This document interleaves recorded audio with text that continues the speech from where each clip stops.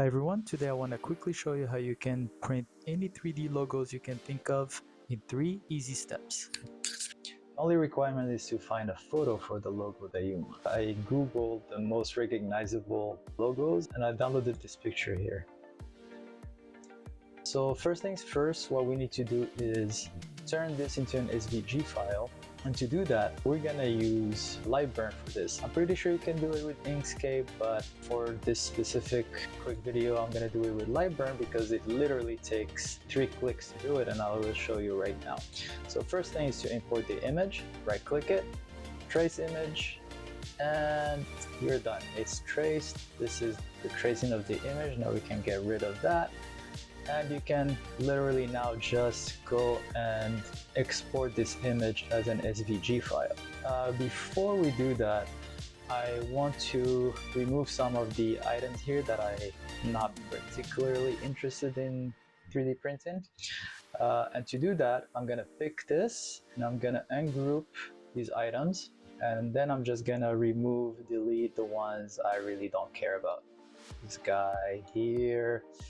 This here, I don't really. I'll keep the bunny, but I don't need the words. Okay, that's pretty good. Looks like this guy here was missing a B, so I'm just gonna remove Burger King. Not a big fan of it anyways. Right, so we're good here. We're gonna go to File, and we're gonna do Export. We're gonna say Best Logos, and we're gonna save them as SVG file.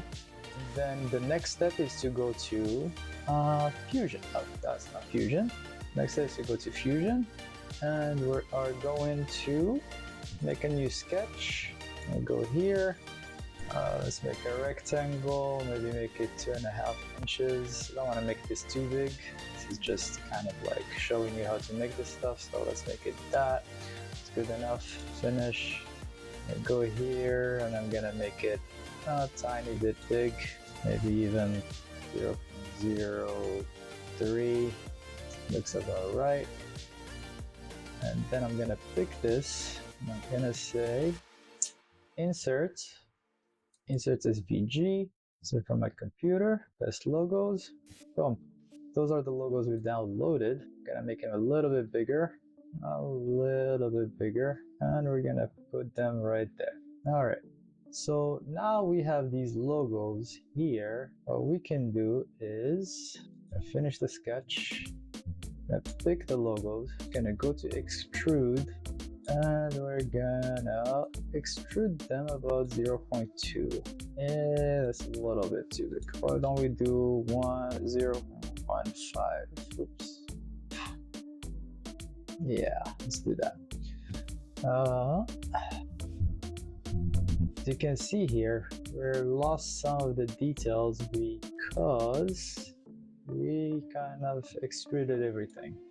So what we can go is do this and do an edit, and now you can see the files here. Bring it down. So what you do here is you press Shift and you remove the ones that you don't want to extrude. I don't even know what. I know this is Instagram, I think. Yeah. So I guess I don't want to extrude this one. It's gonna be interesting. Well, I guess I want to extrude this just a little bit. Alright, so anyways, I'm just gonna remove it. This is just a tutorial. This is just showing you how to do this thing. And you should refine this as needed. Of course, just don't forget that you have to be holding shifts, because if you don't hold shifts, you're gonna click on everything and everything's gonna be messed up. So make sure you're holding shift when you're doing this. Okay. And last but least is Google. Apple. Alright, that looks about right. And now, as you can see, they look a little bit better. They look like the logos that we want to print. And if you're happy with this, what you can do is go to File, go to Export again, and say Logos 3D. And you do export, and you're pretty much done. They're exported to logos3d.stl. You bring this STL to your favorite slicer, you slice it, put it on your 3D printer, and print the logos that you want. You can do this with pretty much any picture.